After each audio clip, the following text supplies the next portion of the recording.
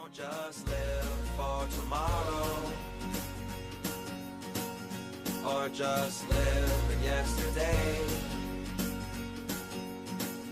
Just be glad for all you have that's in today. Hey everyone, Connie here, and welcome to my blind reaction to RWBY Vol6 Ch2. So before we begin talking about what happened last time and all, and where I think this might go, I do want to address the kind of giant elephant in the room here, and that is that video and everything I posted last time. So, as you know, I posted my reaction to Volume 6, Chapter 1 shortly after its initial release on Rooster Teeth's website. This received some backlash, with people saying I should have waited a week, and that it was going against Rooster Teeth's wishes and all. In response, I posted a video addressing those kind of comments and stuff, and basically, I'll be honest, I was kind of upset at a lot of things already at that time. There's a lot going on, especially with preparing for Youmacon. So I was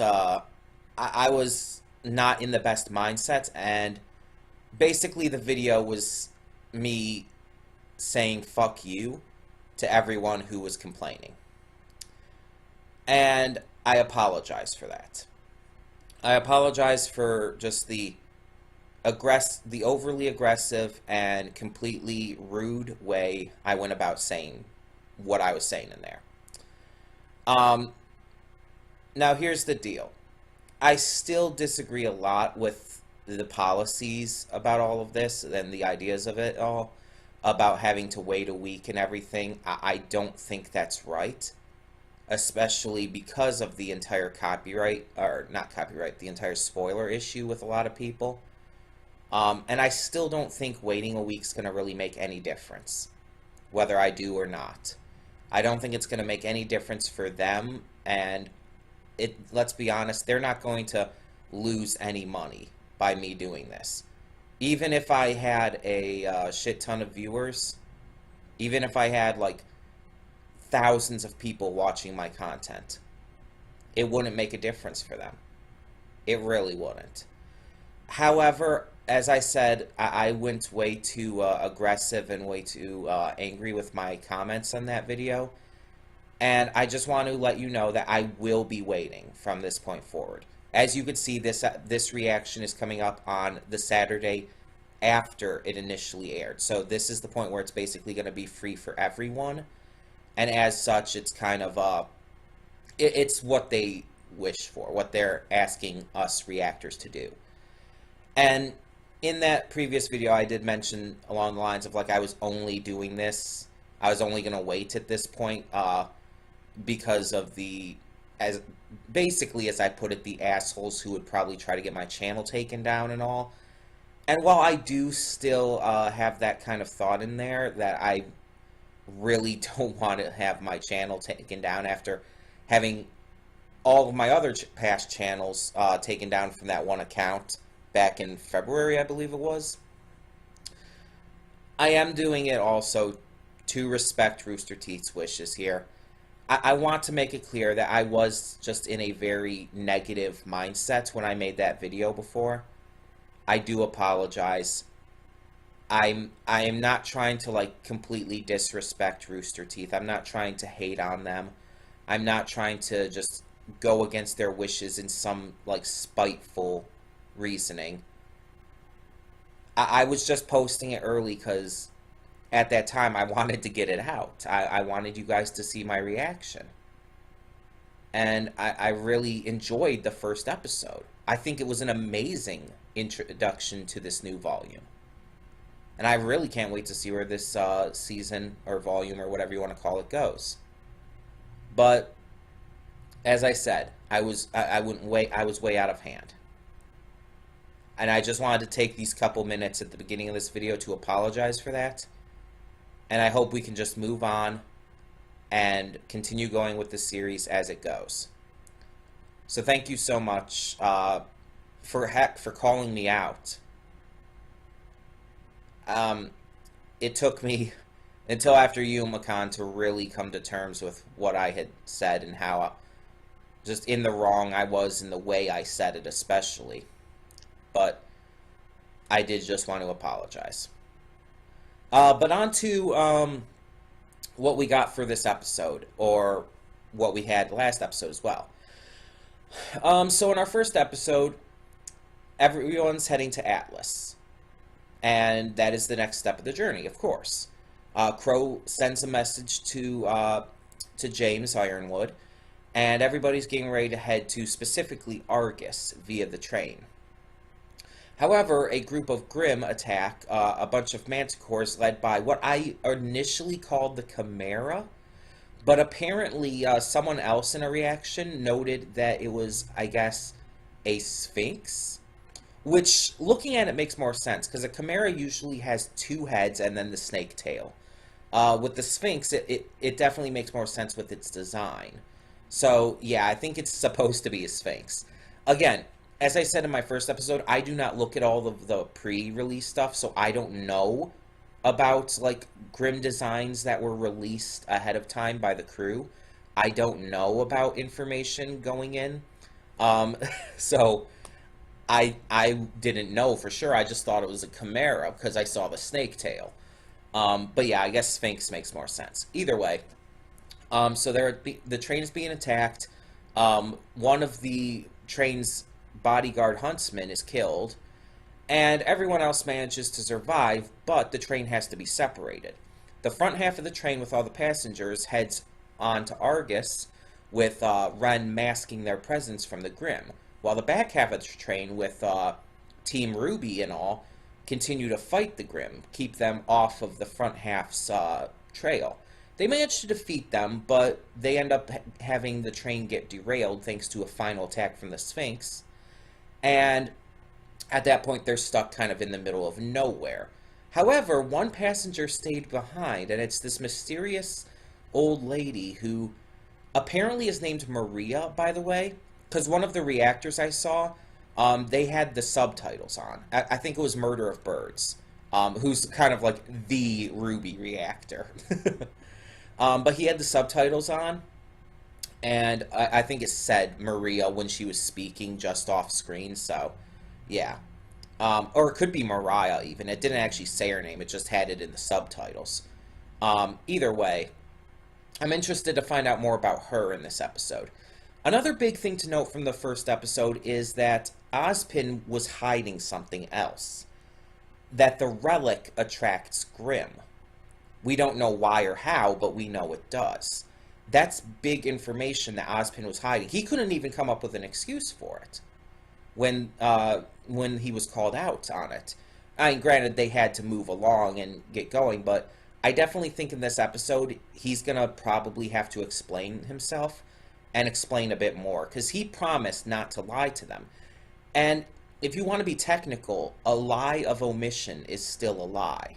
So hopefully we'll find out more about that this time around. Otherwise, I don't know anything about this episode. I am recording this early, but as I said, I will be waiting to release it to respect Rooster Teeth's wishes on reactions. So it will be up on Saturday, well, you're watching this basically, on Saturday the 10th or later. I am recording this on Tuesday the 6th, though. So that being said, thank you all so much for tuning in, and we're just going to get started. So when the screen fades to black, pause this redirect and go to the description below. Follow the link to the reaction, and after you watch it, come back here to the redirect and resume play. Because after it fades to black and then fades back in, everything from that point forward will be my afterthoughts, and will contain spoilers to the episode. So that being said, thank you so much for tuning in, and I will see you at the reaction. And we are back, and we will begin with spoilers in 3, 2, 1, now. Okay, so I'm going to start with the massive negative of this episode, because everything else was great. But I do have to cover this, because I feel it needs to be said. I talked about this last season and all, and Cinder being alive still is a massive cop-out, and one of the worst decisions this show and the crew who make it have made. Last season, Salem died. She was killed after her fight with Raven. It was very clear that that was meant to be a death.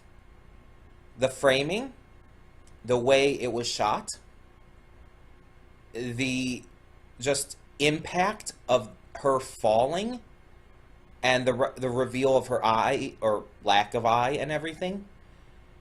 Everything about the way that scene was done, after how epic and big of a battle it was between the two maidens, was clearly signifying her death. And I said back then that to retcon that, to go against that and have her still be alive, would be a massive mistake, because I kind of want to call back to Whack Fu. In Whack Fu, and there will be Whack Fu spoilers here if you haven't seen it, so just saying. In Whack Fu, Tristapin gives his life to save his friends and the world. And it's a very impactful moment and a very big deal. And in the next season, he's brought back. And it gives this half-assed excuse as to how he's still there, as to how he could have survived. And while it does lead to some good stuff by having him be back, such as his marriage to Ava and their children and all, in the end it was still a terrible mistake, because it basically completely invalidated his sacrifice, making it mean absolutely nothing. And on top of that, it completely ruined the emotional pull of the season 1 finale. And I feel like that's what this is doing here. By having Salem, or not Salem, I keep making that mistake. By having Cinder continue to be alive, by having her have survived that attack, that fall, it completely invalidates that entire fight between her and Raven. It makes that big moment where she's falling pointless.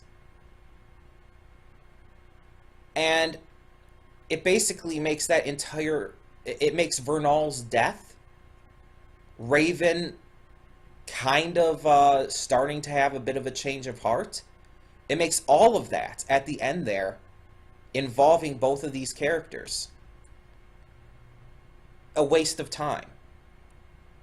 It hurts the overall story, and it hurts the characters involved with it.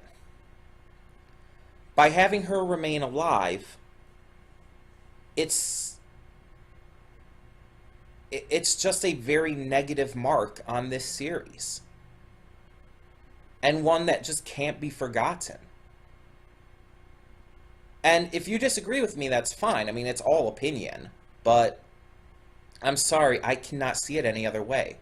I've heard people try to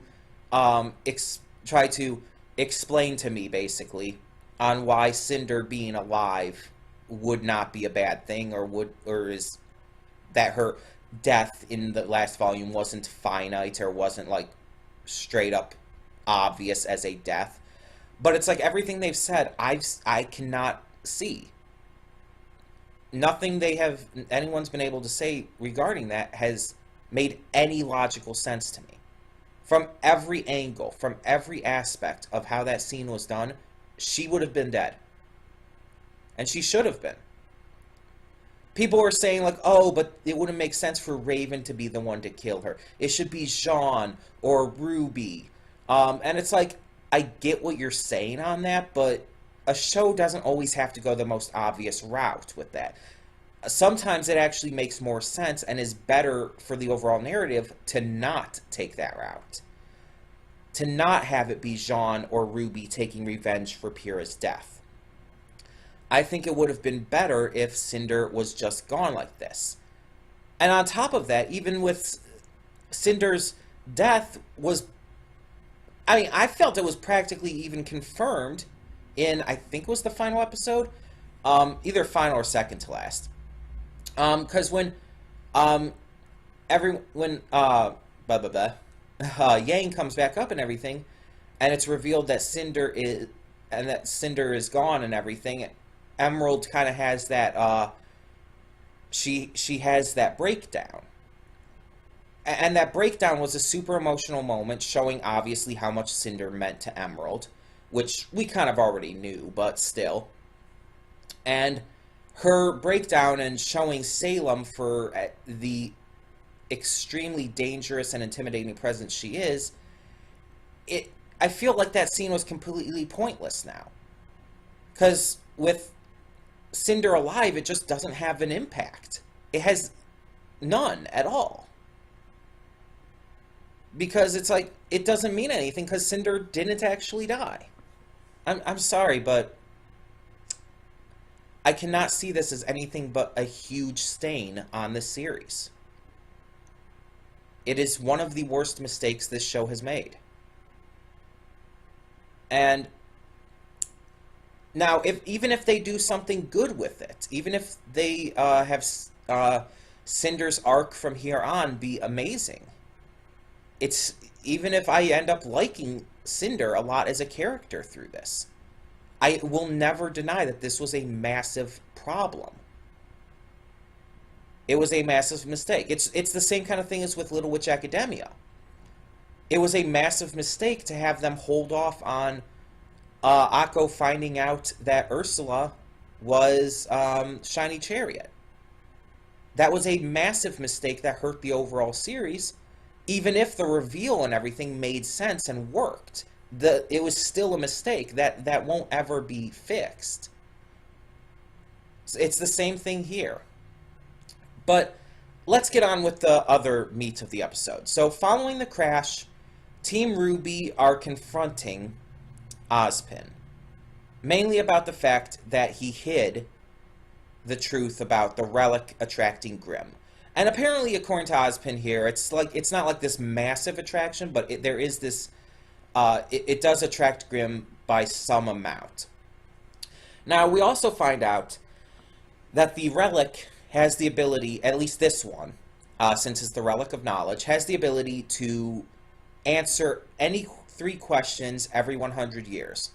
But in those 100 years, I think 100 years is it 100 years a century? I get that kind of stuff mixed up, but you know. But every 100 years, 3 questions, period, throughout those 100 years, at any point. So, Ozpin says that those 3 questions were used up before the relic was sealed. However, we find out as Oscar starts to take control of his own body again, that he tells them that Ozpin is hiding the truth.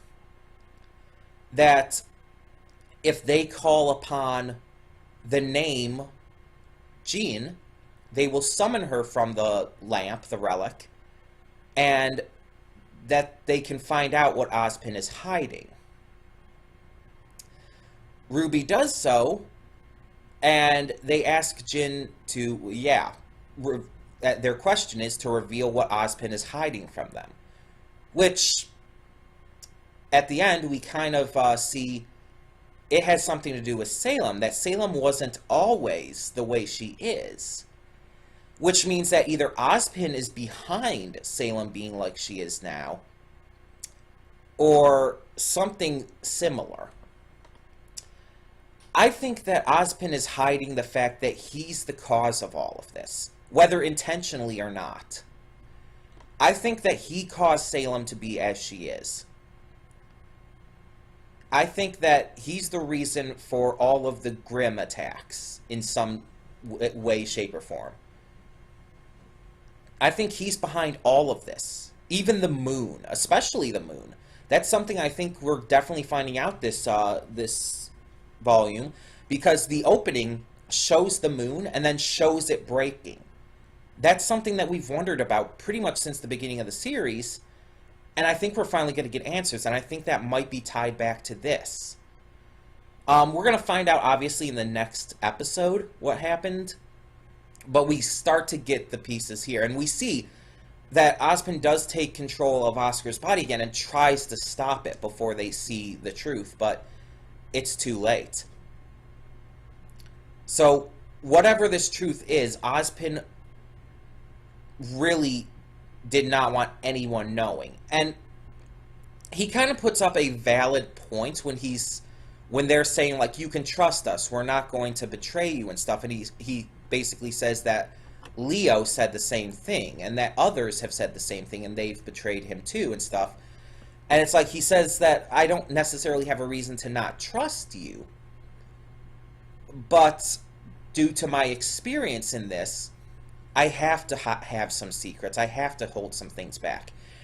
And the thing is, though, I don't agree with him here. I think that in order to have, for this kind of a thing, for this big of a mission and everything, he cannot be hiding this stuff from them. To hide big stuff like this, it's not helping. It's only doing harm. The entire incident with the train was because he hid the fact that the relic attracts Grimm. He is at fault for that. He is at fault for Dee's death, for Dudley's arm getting shattered, even though Jean was able to help heal that. And I know, again, by the way, I know, not actually healing, just aura amplification, but it's kind of what he still did. But he's behind the train having to be split in half, all of those passengers being put at risk. He's behind everything with that. And he might be behind every bit of trouble that this world has faced. We don't fully know. All we know is that at some point, Salem was, I guess, an ordinary girl. But something happened, and it's something that Oz is trying to keep hidden, probably because he was involved. Probably because he caused her to be as she is now. So I'm really curious as to where exactly this is going. I'm really interested to see what the big twists are going to be. And one of my theories has been maybe Salem is one of the maidens. What if she is one of them? What if she's the Winter Maiden? Or even the Summer Maiden, either or. I think that would be an amazing twist to feature. Because I don't think I've heard anyone actually make that guess yet. People have guessed that this Maria character, who's introduced in this volume, is maybe the Winter Maiden. People have even, I've heard guess that maybe Weiss's mother is the Winter Maiden, and stuff like that. But I don't think I've ever heard anyone guess that maybe Salem is a maiden. So I'm interested to see if maybe that's a big twist. But yeah, either way, this episode had some really amazing stuff start to be revealed. But it did have the one big problem, and it was with Cinder. I am really hoping that they are able to at least make Cinder's story from here on good. I'm very interested in this spider group, whoever they are, with Little Miss Malachite and all. I'm definitely interested to see what they're all about.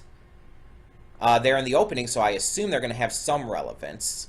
But yeah, I'm really angry at the fact that Cinder is alive. I just really feel it was a massive mistake on the parts of the crew, and it's a bad decision all around. But tell me in the comments below what you thought of this episode, both of Cinder's return as well as of the secrets of Ozpin. Tell me your thoughts on all of that and more in the comments below, and thank you so much for tuning in. For now, I'm Connie, and I'm signing off. See y'all next time. And though you've come through many obstacles, shed tears along the way, you're still standing, live, love, laugh.